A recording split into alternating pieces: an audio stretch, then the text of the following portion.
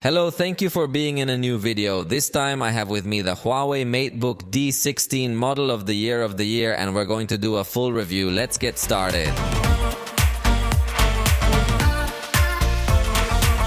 Remember that the MateBook D series is Huawei's entry-level series without necessarily being low-end devices. But in this type of models, they do without things like touchscreen or a more advanced trackpad and some other little details. Nevertheless, we found very good specifications. So let me tell you for starters in what configurations you can get to find this computer, since it has the same name, but you can find them with different processor and different RAM. There is a version with Intel Core i5 of the 12th generation, with 8 GB of RAM and 512 of storage. This is the most basic configuration and is priced at 11,998 pesos in Mexico.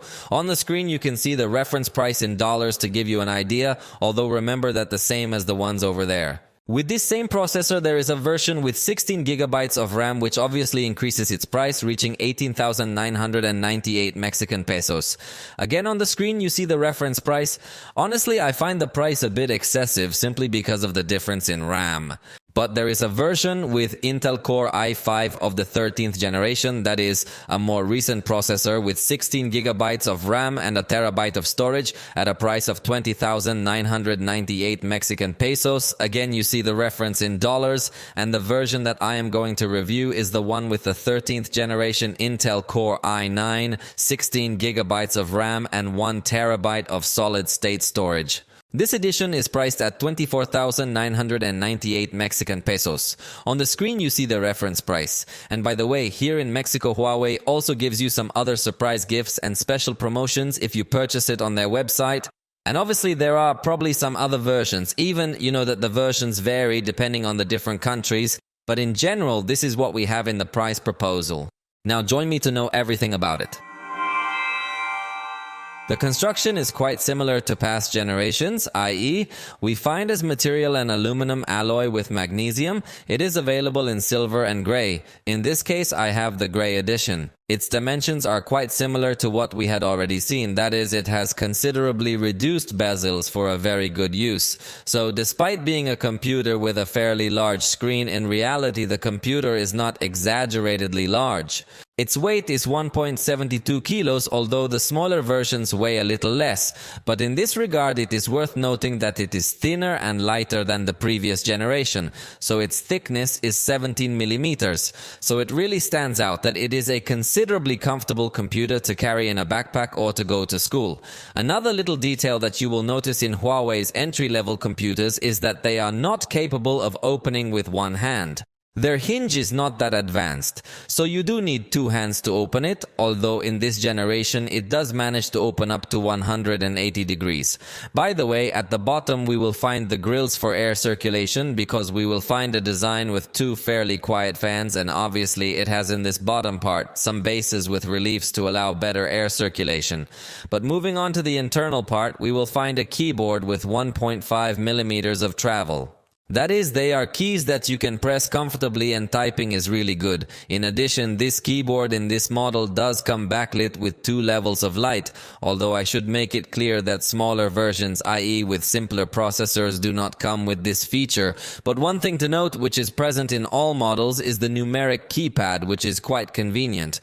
Especially if you do accounting or if you use numbers a lot, it really is very convenient to have this feature built into a laptop. And above the numeric keypad, there are 4 special keys, one for calculator, another for a universal search, another multi-view work button that serves us to restore or minimize windows, and the last button that serves us to completely turn off the camera.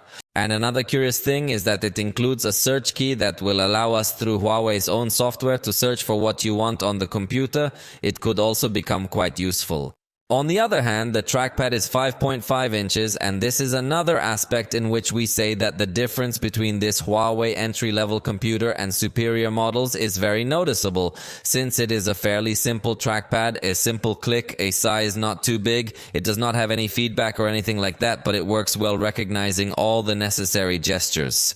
But now let me tell you about the ports, because on the left side it comes with a USB-C connector, which is going to serve us for data transfer, charging, and also for DisplayPort. Although I would like to see two USB-C ports to be able to use one for charging and another for the other features. But in this case, being an entry-level model, it only has one of these ports.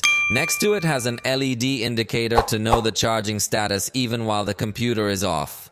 Then we will find a USB port 3.2 Gen 1 of good speed, and then we will find the HDMI connector in addition to the audio jack, either for input or output. On the other side we will find only one USB port, which in this case is 2.0. So it is curious that it has fewer ports than the last generation. Definitely in this sense I would like to see another USB-C connector, as I had already told you.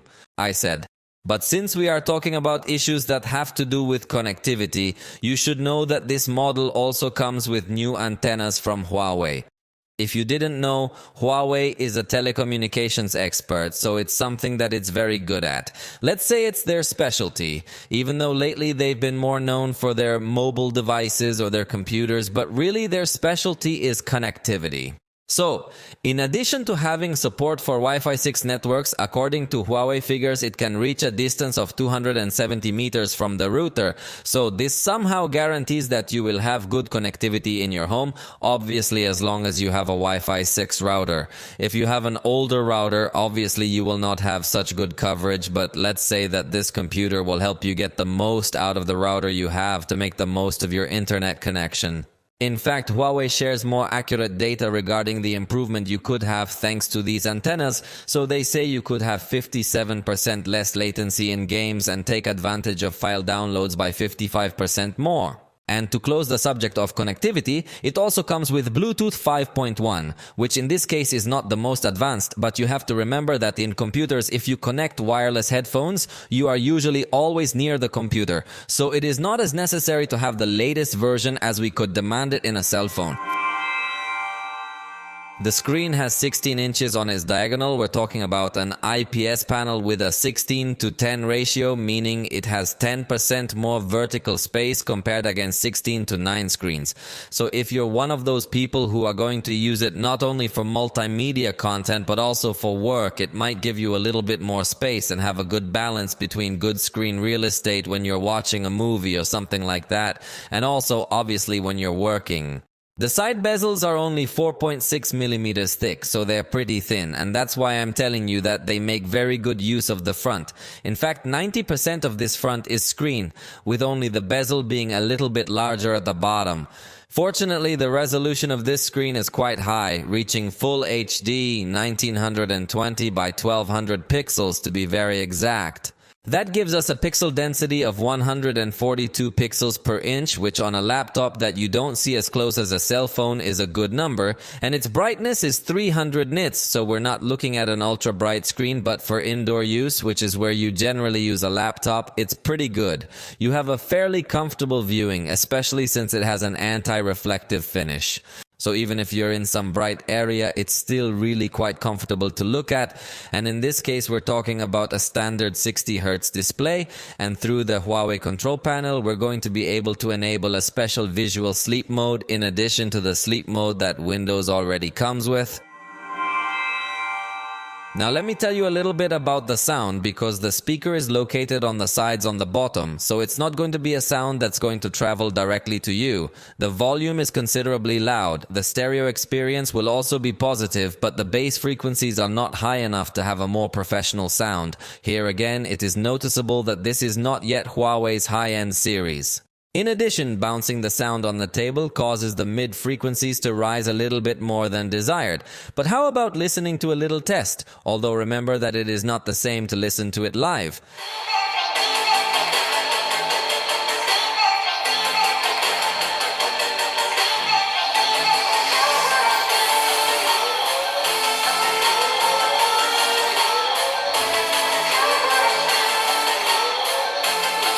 Que hasta el momento no habían manejado, con el acabado paper matte que Huawei ha manejado en varios modelos de tablets. Previamente ya te mostré la Huawei MatePad 11 y MatePad 11.5 en su edición paper matte. Regarding the microphones, we find two on this front, which are going to pick up the audio perfectly well, fully directional, so it's a very good placement. Next, we're going to listen to a test using these microphones. Esta es una prueba de sonido utilizando los micrófonos de esta laptop Huawei MateBook D16 edición 2024. Estoy exactamente enfrente de esta computadora, así que es la distancia óptima. Huawei also has a special app to customize the sound experience. With the case of the speakers, we can have a smart optimization, or we can also select a setting that highlights the bass frequencies a little bit more, or also a sound that is even more powerful called turbo sound. Regarding the headphones, we can also have a little bit of customization when we have this accessory connected. And finally, on the microphones, notice that it has two settings. We can have HD sound, which would capture exactly how the audio is sounding, or also if you're on a video call and you're in the house where there might be a little bit more noise, you can select the noise cancellation option, which through different artificial intelligence settings is going to be able to enhance this. And you can select whether you want to enhance the personal voice, meaning it's going to learn your voice and it's going to reduce other voices, or whether you want to just have any voice stand out, whether it's yours or other people's, reducing outside noise. You can also enable noise cancellation on calls. So it's definitely quite remarkable that the computer is able to learn your voice to detect it and just filter out anything other than your voice. So it brings good options for everything to do with sound through software. And obviously if you think it's learning your voice wrong or you prefer to remove all traces, you can enter this option and select that you want to remove the voice print. The camera will also be another aspect that we could say is simple. It is not going to stand out too much. It offers us HD resolution for video calls, and as all accounts, its placement is still at the top, unlike several generations where it had been placed inside the keyboard. As you notice, it includes a small LED indicator to let you know when this camera is being used. Este es un video en una excelente condición de luz porque estoy delante de una ventana, entonces es lo mejor que puede hacer esta cámara. Ahora estoy en una escena de contraluz y como te das cuenta logra tener un equilibrio suficientemente bueno entre luces y sombras, aunque pierdo mucha definición y empieza a aparecer mucho más ruido y granulado. Y finalmente en zonas con luz mucho más baja aparece mucho más ruido también e incluso el color de la piel ya no se ve tan preciso, entonces no es una cámara tan avanzada. Sí vas a requerir de una buena fuente de iluminación para salir bien definido y sin tanto ruido. On the software side, we will find Windows once in its home edition. Obviously, it's software that you find on every other computer, but there are things here that we can highlight because it doesn't come with bloatware to begin with, so there are very few additional applications. And the ones that are additional are really useful because they're directly from Huawei. That is, it doesn't come with free trials of anything else as other computers tend to bring, and that's something I personally enjoy a lot from Huawei. As you realize, we will find Huawei mobile services because you can log in with Huawei and thus access more advanced features focused on this brand. To begin with, I had already shown you slightly the control panel that you can take screenshots in a rectangle or in a window. You can also initiate screen recordings very easily, and you could even get to place the camera to record the screen at the same time. That is considerably good software. You could enable the microphone or select whether you want to include system sounds. But since I was talking to you a moment ago about the camera specifically, let me highlight a few things that it brings camera focus right from the control panel. I'm going to enable the preview and I'm going to zoom in on the camera so you can notice it more easily. Notice how it includes a virtual background feature, so you can perfectly change these backgrounds with preset backgrounds, or you can also add your own background, and this is going to work over any other application. So if you're going to use the camera in Zoom, Teams, or any other application, it's going to appear just as you're setting it up from the Huawei control panel. In fact, you could also go as far as blurring the background if you wanted to. It includes a beauty mode where you can even out the skin tone, brighten the face as well, enlarge the eyes a little bit and sharpen the face. So in this case, they are somehow transferring the experience that we already have in cell phones now here in computers to have a little more functions for the camera. It also has a function called automatic centering that will automatically frame our face. Notice how if I move to the side, it will immediately make that move and I don't have to be selecting anything at all. This becomes especially useful when you're moving around the room that you're talking in, and it can automatically center this camera. So those are definitely nice features to see present on a computer. Notice how it also has a feature called eye contact, which will try to redirect your eyes so that you can be seen to be looking at the camera. This is especially useful when you're reading something or when you're looking at chat or something else on your computer, but you want to more or less keep your gaze directed towards the camera. Obviously, it's not going to be extreme or it will look too artificial, but it can help. In this additional control panel, we will also find Huawei Share, which as you know is a very nice Huawei feature that allows you to send and receive files quickly between your cell phone, your tablet, or your computer. In fact, for an even more convenient sending, you could simply bring it close to the Huawei Share label and it will automatically do the transfer. So it's really very good, the ecosystem experience that Huawei can offer. In fact, we could also control the whole cell phone directly from the computer, as you realize. In fact, look at how I can just drag an image into my folder and just like that, it's easy to transfer from the phone to the computer and here I can have it. In fact, another ecosystem feature would be the Super Hub, and notice how I can drag some content like an image up here where the Super Hub is placed. Immediately, this image is going to be moved to a kind of universal clipboard, and notice how the image is already placed here. I am going to place another one and again it is going to be moved to this universal clipboard. In this case, I would already have 3 images here and now, the images that I want to transfer to other devices. I can simply select them with the move button and select to which device I want to send these images. Of course, in this case, notice how now in my Nova 11 Super Hub, this image already appears and I could also transfer any other image to this Super Hub so that they are displayed and I can use them. The same could be done to my tablet. So this is one more ecosystem function, and let's continue looking at the control panel. In this part, we also have a quick shortcut to the Notes blog and also the AI search feature that can also be accessed through a simple button on the keyboard. This way, you're going to be able to search not only within this computer, but even on your connected devices. So I go to search, for example, screen, and see how I can search on this device and all the folders and files appear, or I can search on my Huawei Nova 1 Pro, which is connected, and I also get the files on this cell phone that have this name. So it's an extremely smart universal search, and my tablet could also show up. There is also the collaboration button between multiple devices that in this case gave preference to connect directly to my Nova 11 Pro, and as I had already shown you, we can perfectly use the device from the computer, and in fact we can also write directly from the computer keyboard anything we want. So the interaction is totally seamless, everything is well integrated. Notice how we can also enable this file sharing option directly as if it were an external drive. Then notice how this device is not connected via cable or anything like that, but in the File Explorer it appears as an additional drive. So from here I can perfectly explore all its content without the need of any kind of cable. You can also disable the Super Hub if you feel it is not helping you much, and as I had already shown you, we have the visual rest mode, but still need to show you a super device option.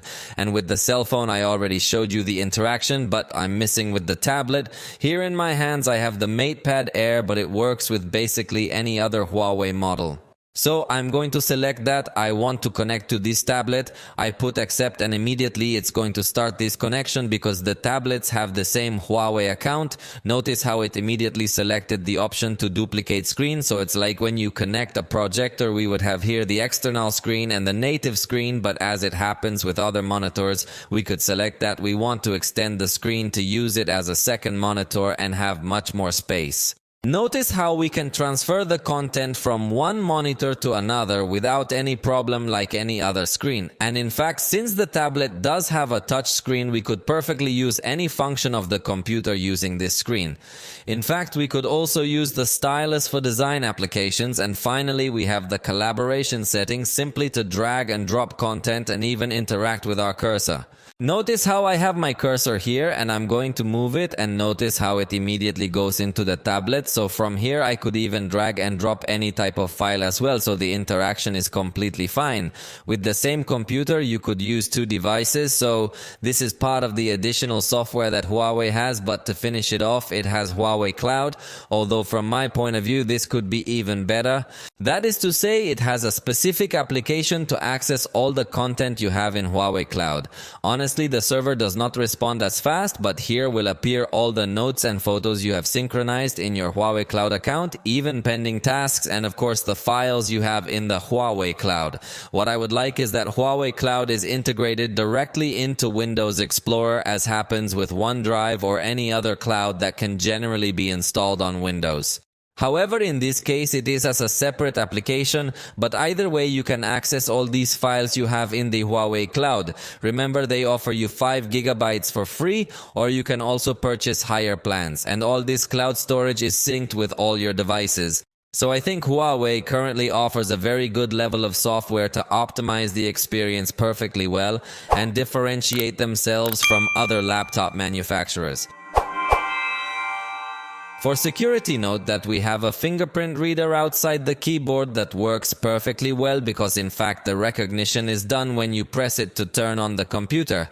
At this moment the computer is completely turned off, so we are going to press the button, and notice how it will not ask me for any password when it finishes booting the system, because I insist that the recognition was already done since I put the power button. Then notice how it immediately logged in. If I turn on the computer with any other finger that I do not have registered, I will see the lock screen, and obviously you could also use a PIN or a security key compatible with everything that has to do with Windows. In fact, it also has an option to search for your device in case you have lost it with your Microsoft account, and it also has an option to encrypt the contents of this device so that no one can access it. So I think that in general it does offer good security and privacy features.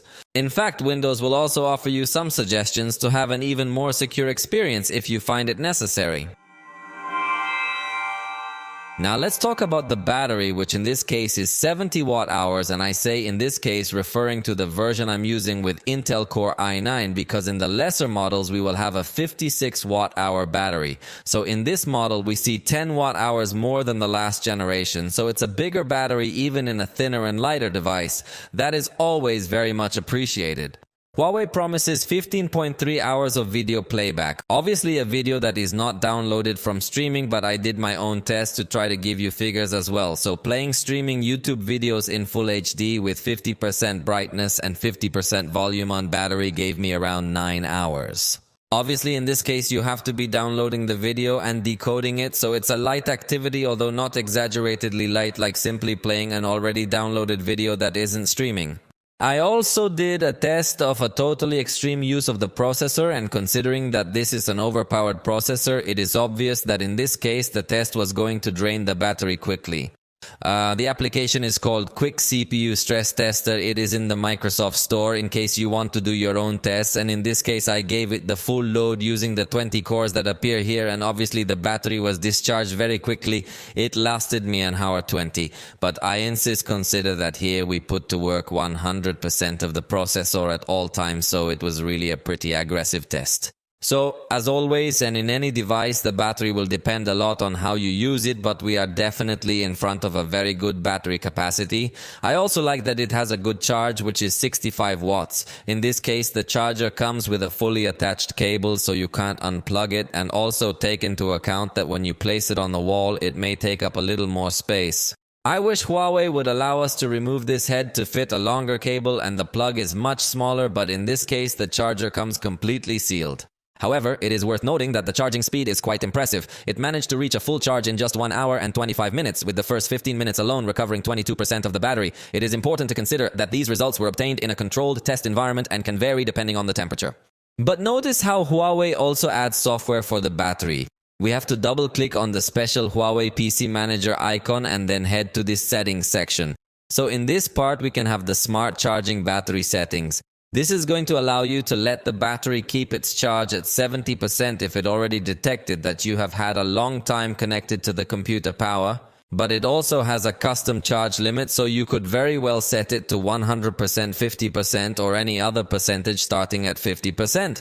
So it can be quite useful to activate any of these options. And one last thing regarding the battery that I think you could improve on would be to offer reverse charging when the computer is off. There are some computer models that offer you to work as a power bank to charge your cell phone without the need to turn on the computer.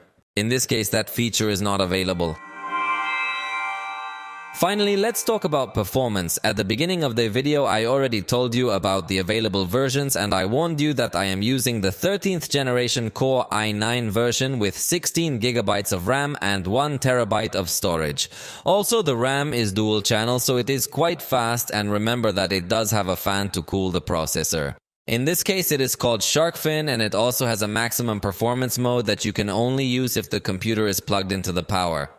But something important to note is that the processor that is integrated in both this and its smaller brothers is from the H series. That is, they are processors that are generally more focused on gamer computers, so they are definitely more powerful processors. On the other hand, with respect to graphics, obviously we are going to have only Intel integrated graphics.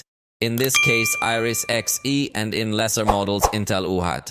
So it's definitely not going to stand out on graphics issues for maximum performance, but in a moment we're going to run the test so you can see how it has a very good performance that comes to surprise, taking advantage of all the power that the CPU has, which in this case is really very high. But before we go to do the test, you should know that it does not have any easy slot to access RAM or storage. First, let me give you the Cinebench results unplugged from the power. In multi-core, it reached 12,575 points and single-core 1,171 points in my test. Repeating this test, but with the computer plugged to the power, in multi-core, it reaches 13,561 points and single-core 1,915 points. I also did this with the high-performance mode enabled.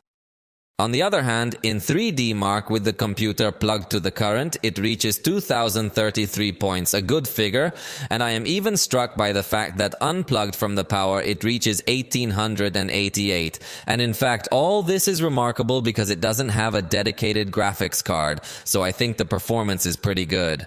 In a moment, I'll show you the gaming tests I did, but first let's test the applications. First, it's open with the computer unplugged. So let's start the test and proceed to open the applications. We wait for them to finish opening to open the next one, and notice how when it is unplugged, it might also come to prefer to save power before giving full power to the processor. But either way, you will also notice that there are applications that run quite fast. In this case, I'm done with the simple applications, and now I'm starting with the applications that are much more complex, like the Adobe Suite. So I'm going to wait until I finish opening Premiere, and now I'll proceed to open Photoshop. There is only one application left, which would be Adobe Lightroom, to finish this test of 10 applications and finally see what the average would be, obviously considering both simple and highly complex applications. We are about to finish, and finally it looks like we have it. An average of 5 seconds opening each of these applications. Obviously the simpler ones are going to open very fast and the more complex ones will take a little bit longer.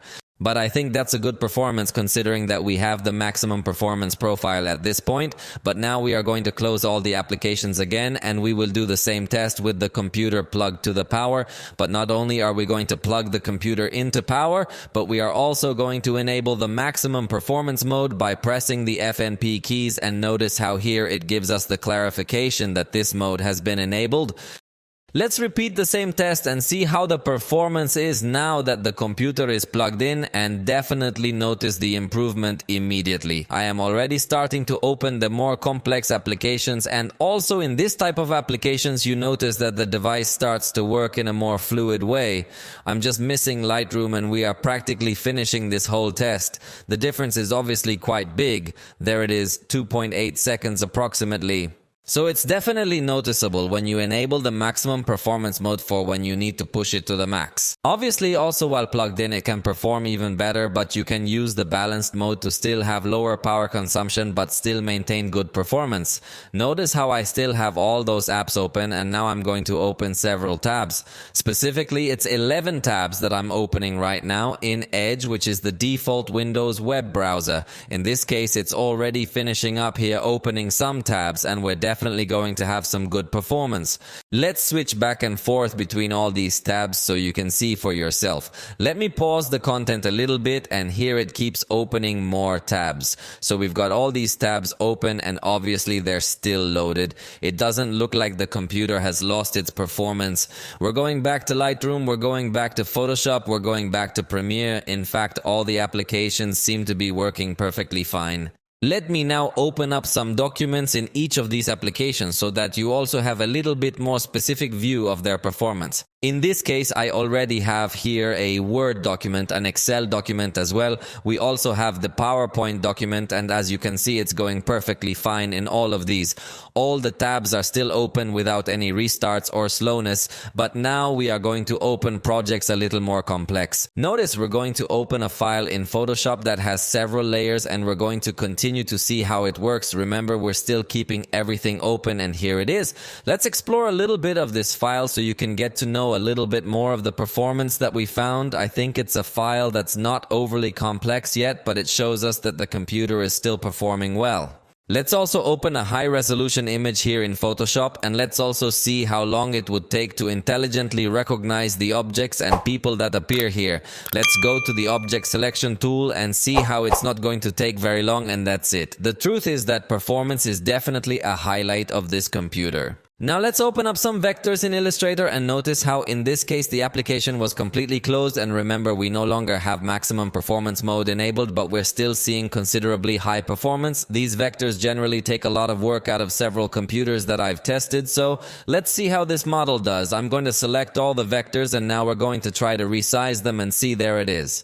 I think it moves considerably fast compared to other models that I insist I've tried, and they have a lot of work. Let's try to move also all the vectors and see, there it is. They can be perfectly moving around here. So these are just some tests, but remember that the ideal is that you see what applications you are going to use and see their minimum requirements, and obviously go much higher than the minimum requirements if you want to maintain a super smooth experience. Finally, we are going to do our traditional test by exporting a video with several clips joined together that in total last 1 minute.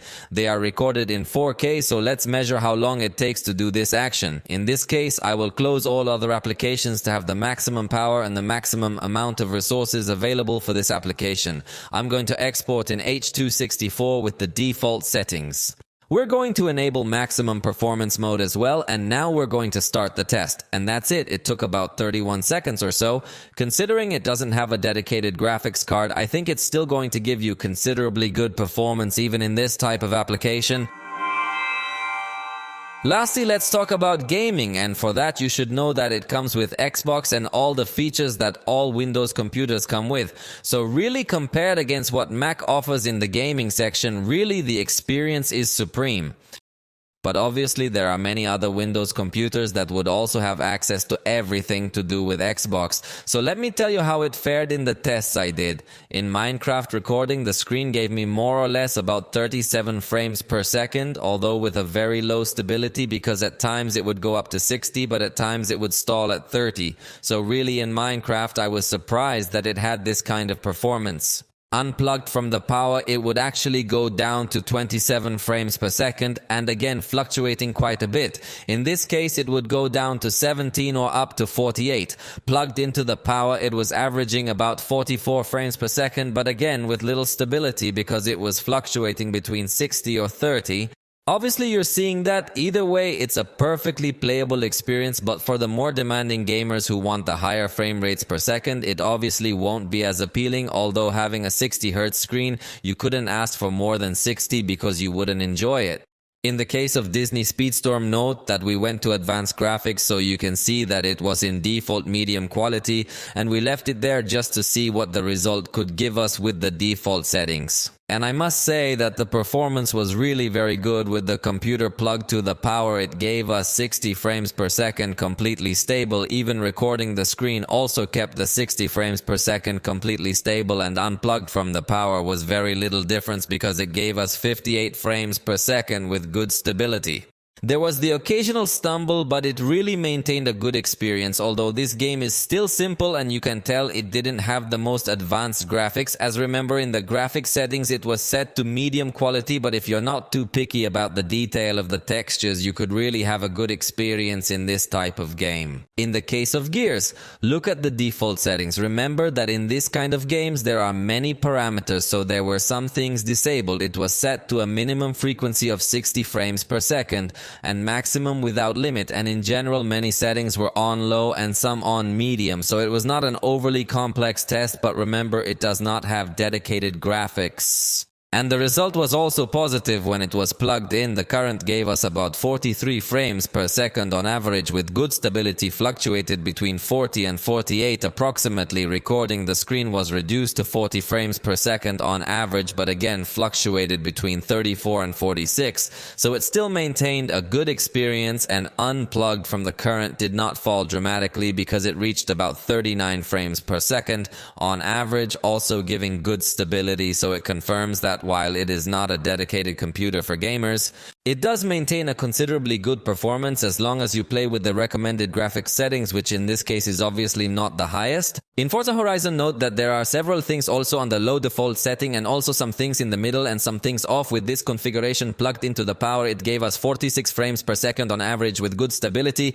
It fluctuated between 41 and 54 or so, although you know in computer games generally it can vary a lot more. Recording the screen also maintained a stable performance, but it would drop to about 39 frames per second on average, and with the computer unplugged from the power it gave me about 36 frames per second on average with good stability, so above 30 frames per second on average. I think it's a good experience, and considering that even unplugged from the power, if it gives more than 30 frames per second, I think it's a good experience, and considering that even unplugged from the power, if it gives more than 30 frames per second, I think it's a good experience. Per second on average with good stability, so above 30 frames per second on average, I think it is a good experience, and considering that even unplugged from the power, if it gives more than 30 frames per second, I think it is a computer that could give you a good experience, obviously with the default graphics settings. Finally, in Fortnite, observe the default graphics quality. In fact, it is curious because it does not offer us resolution in any percentage is set to 0%, but textures is set to high, so let's test with this default setting.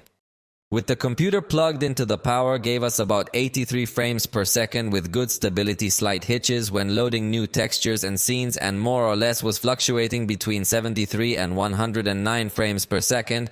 Obviously this is approximate because it can vary greatly depending on the stages of the game, but we could conclude that if it gives us a good experience, although in this case I insist that with a 0% resolution 3D, when recording the screen I was surprised that it maintains a very similar experience, so you don't notice much difference. And on the other hand, when you unplug the computer from the power, if you are going to notice a decrease, because it gave me about 25 frames per second on average, and in fact with low stability because it was fluctuating between 13 or up to 55 at times where we had some simple scenes. So in this game, if we see that you need something a little more advanced, if you want to have an even more fluid experience, but I think it can still give you a playable experience if you're not an advanced player, but if you're not an advanced player, you can still have a good experience if you're not a good player.